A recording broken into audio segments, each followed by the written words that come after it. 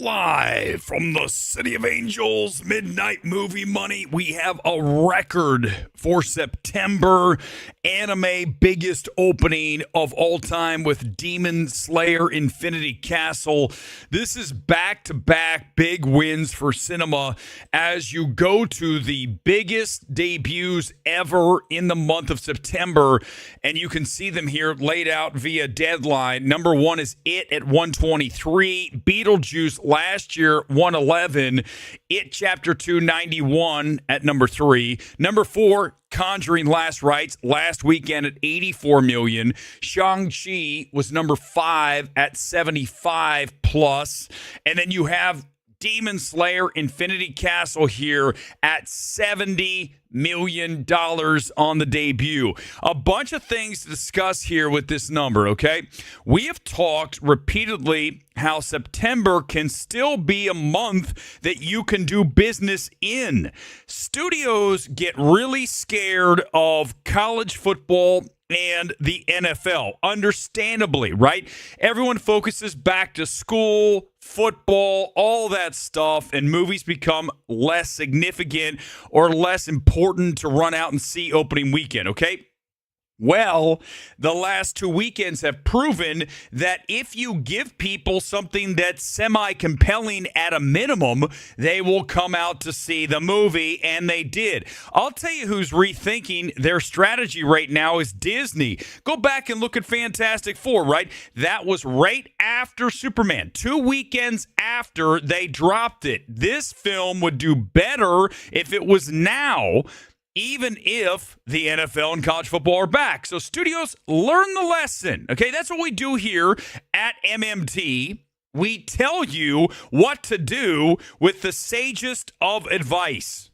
So you need to start listening because we see it again this weekend with this massive debut as we go to the Sony email and look at all of the numbers. Again, $70 million stateside. When you look at the total global on this weekend, 132.1 million. Remember, this opened a few weeks ago over in some Asian markets, and it's up to 177.8 million on a global on this weekend when you throw in the previous weekends. And we called this, we said weeks ago, watch out for this Demon Slayer. I didn't think it would open at 70, right? You figure 30, 40, not 70. And same thing last weekend with Conjuring. We'll get to that latest debut, or overall global number on that in just a minute. But when you look at back-to-back, big time outperforms here. As you look at Sony has this at 70 million for the weekend, 33 on Friday, 15.4 million today, 21.6 yesterday, total of 70. And again, the highest of 2025 for animation movie, best ever in September for an animated title. And this is an across-the-board win for this. I might go check it out today. You know, listen, when it comes to anime, I'm not like the number one anime stan. I don't watch every anime film. In fact, last time I saw, what was it? I don't remember. I love Belle. Belle's unbelievable. But when you look at these, you know, the traditional fighting anime movies, whatever they're called, okay? Again, I don't profess to be the anime expert, but I just kind of get bored watching two characters slash each other up with swords for 2.5 hours. I'm sure there's more than that to this movie, but you get what I'm talking about. Let's go to number 2. I'll try to work in some comments here this morning as well if you have left one, because I am on the fence about playing some volleyball today. So I might just hang in Burbank and go see Infinity Castle and go, why did I do this? Conjuring Rites is number 2 at 26.1 million. Look at the big drop. You can see it minus 69. And that is, you know, to be expected on a horror film. Everyone ran out to see it last weekend. Again, when you have that big debut number, you got to expect that second weekend to drop, because that tells you that a lot of people ran out to see it first weekend. Maybe people on the fence that would have seen it second weekend, they're like, no, I want to see it now.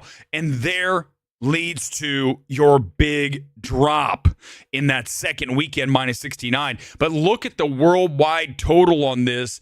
And this is, again, $55 million film, $332.9 million on the global here after just 2 weekends. The top international market remains France, and then Mexico, United Kingdom, Germany, and Brazil. And Mexico's got the biggest. That was this weekend. Mexico's got the biggest overall. Listen, horror films travel well to Latin America, right? Mexico in particular. And you look at the demographics for this film, Latino big representation in the initial demos that came out last weekend from Warner Brothers. Okay, let's go and get rid of all of the Warner Brothers films at one time. It just makes my life easier when I go straight to Weapons, even though Weapons is not in the top 5. I'll get to the rest of the top 5 in a minute. Let's just knock out all the WB titles. That way I have to jump around on all the different emails. Weapons now at $259.6 million. Again, 30 some odd million dollars. 38 was it on the total production budget on this. So this is uber profitable for Warner Brothers, as it now is at $260 million. UK, the number 1 international territory for that film. Superman is at 615.1. That's just about done. I think it's up $1 million from last weekend, if that. It's done. So we all know who got it right. The ace, the man, the myth, the legend. You got it. Mr. MMT Weber nailed it, because look at F1. F1 beat Superman 623.3. This race is over. The checkered flag has been taken by Brad Pitt and Apple, as in conjunction with Warner Brothers. F1 wins 623.3. Big win for MMT. Downton Abbey comes in at 18.1 million. Little bit under where it looked like it was going to go on Friday, when it was somewhere about 20 or more. I have not seen one Downton Abbey film, and I'm not starting with the grand finale. So don't ask me to go see this film. This is not one of the options for today. I did see The Long Walk, and I don't think it is spectacular. It is watchable. It is not an exceptional film at any level of filmmaking. Go back and look at our reaction from Thursday night. 11.5 million, just about where the projections were initially on this film. A little bit under, but I would not call it a disappointment. I would just say it was okay. We'll look at the per-screen average in a minute. We'll get to Toy Story. The re-release was number 5 at 3.5 million. Disney Email, we'll get through all of their stuff quickly. The global on the re-release, 5.2. Domestic, 3.5. 1.7 gives you 5.2. Number 5, as we just mentioned, let's go to Sound of Music. That was another re-release from them. That was 1.5 million at number 10. Hamilton has now $15 million in its theatrical release after the Disney Plus debut. And The Roses is at 41 million on the global. That's a film that I do not want to watch. One of my buddies who I trust implicitly said it was one of his, if not worst, films of the year. One that was truly brutalizing to sit through, and I could tell from the trailer we will be skipping The Roses. I'm doing that more often now, guys. I'm just going to say I don't need to watch. There's no reason for me to see The Roses. I'm going to be a little more selective on everything I go see. I mean, Demon Slayer, I'm not excited to see. It's just not what I want to watch. But there's really nothing else. The Sound of Music, or whatever it's called, The Music of Sound, the one with Paul Mescal, that debuted this weekend, did okay in PTA. I don't really care to see that either. It looks very slow, and I'm just not in the mood for that. You know, it's funny. I think it's really important that you're in the right mood for a certain film. You go back and look at One Battle After Another. I was invited to see that on the Warner Brothers lot back on Wednesday. I skipped it after the events of what happened that week, and I just think that was a good decision by me. you have to be in the right headspace. And I think that gives me even more credibility than anybody else. I mean, listen, we already have more credibility than anyone. There's no one else in this space that comes close. I don't care if they write for RogerEbert.com, New York Times, New Yorker, Vulture. It doesn't matter. We destroy them. It's not a contest. And the reason is because I have more credibility than any of them. In fact, you could add them all together. There's more credibility here. You can have as many Pulitzer Prizes as you want. We have the People's Prize. We are the gold standard. And the reality is if you're not in the right headspace for a film, you do not intake that film. You just say, I'm not going to watch it, and I'll get around to it. And be fair to the film. And we know that that's another issue with a lot of the people in the space. They're not fair with these films because they have agendas, especially people who write for Vulture, New Yorker, for Vox, for all of these publications that are hard left, Atlantic. You know, if you write for one of those publications, you are agendized. Admit it. Just wake up in the morning and say, I'm an agenda-driven person. I mean, I'd have more respect for you if you said that, but you don't, right? We're going to drag a guy tonight in our boy, Strange Harbors, who decided to celebrate Charlie Kirk's death. These are the people you're dealing with. These people are not good people. I can just put it like that. I'm going to leave it as simple as that, and I'll get to the top 10. You're not a good person if you're celebrating the death of another person. You're not. Look in the mirror. So, Strange Harbors, you're just the loser I thought you were. In fact, you proved it.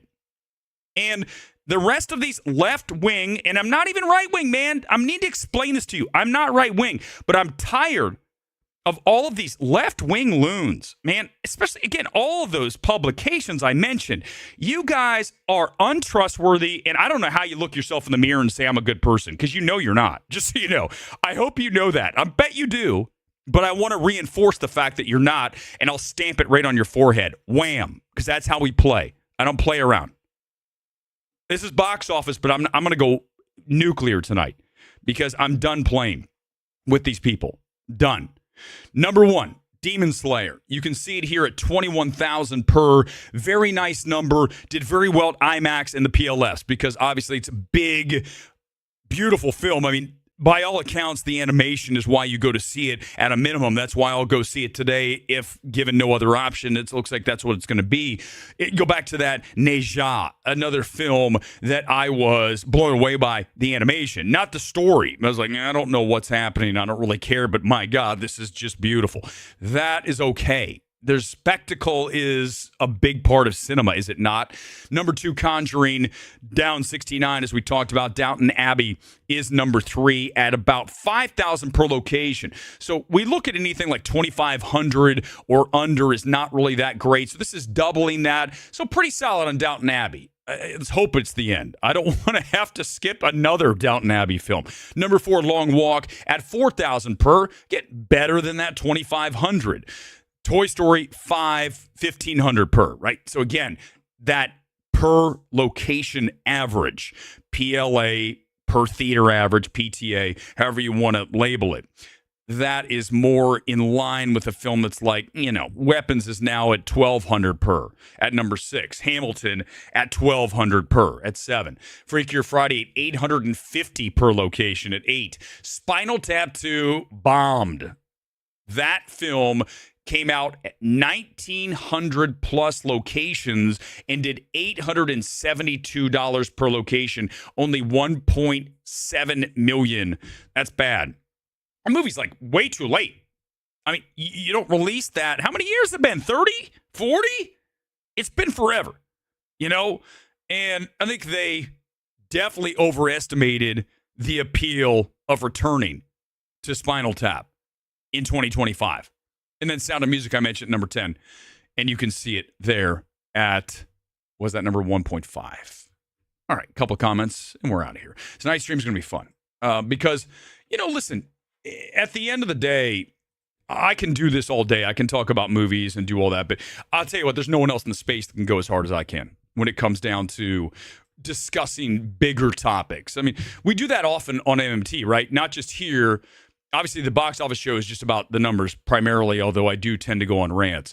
But you go to the Sunday Night Spectacular, we try to open up the aperture and really look at the big picture on a lot of this stuff. And I mean, it's just dismaying to see the number of people The film space, for whatever reason, has an inordinate amount of people that have very radical beliefs.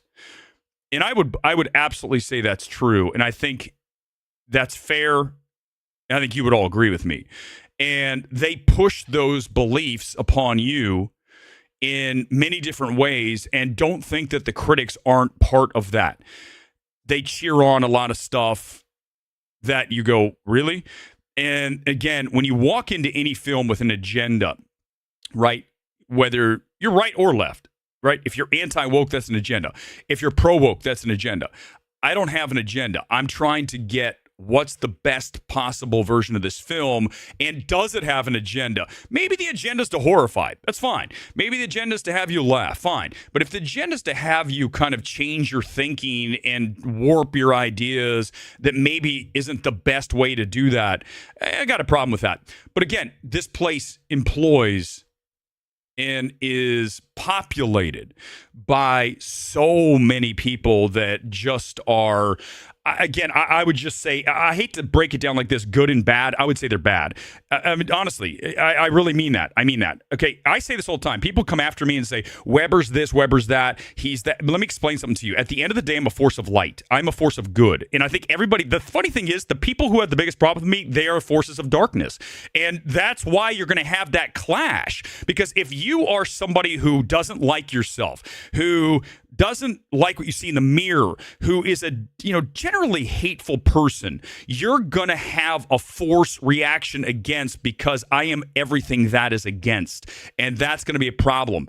And that's a you problem. I'm gonna explain something to you. That's a you problem. That is not a me problem. I am plenty confident in who I am and what I bring to the table, and it's not even a contest, guys. I mean, it's just not. And I don't care if I have 10 million views, 10 views, 100 views. It doesn't matter. At the end of the day, this is the gold standard. This is how the space needs to operate. And I will continue to slay all of the people that are in this space that, A, have no business being in this space, and B, if you want to roll up, you're gonna get in. I'm going to be in your face. So don't forget that. I'm not like the other guys. And the other guys don't have an Emmy, do they? Look, they don't have an Emmy. So the Emmy and me will be rolling out. Don't even consider it. Thank you. You're the only exception when it comes to film space. I'll watch and talk about the real world events. Exactly, because they're afraid. Majority of people in this space are like, well, I don't know. My audience might not like that.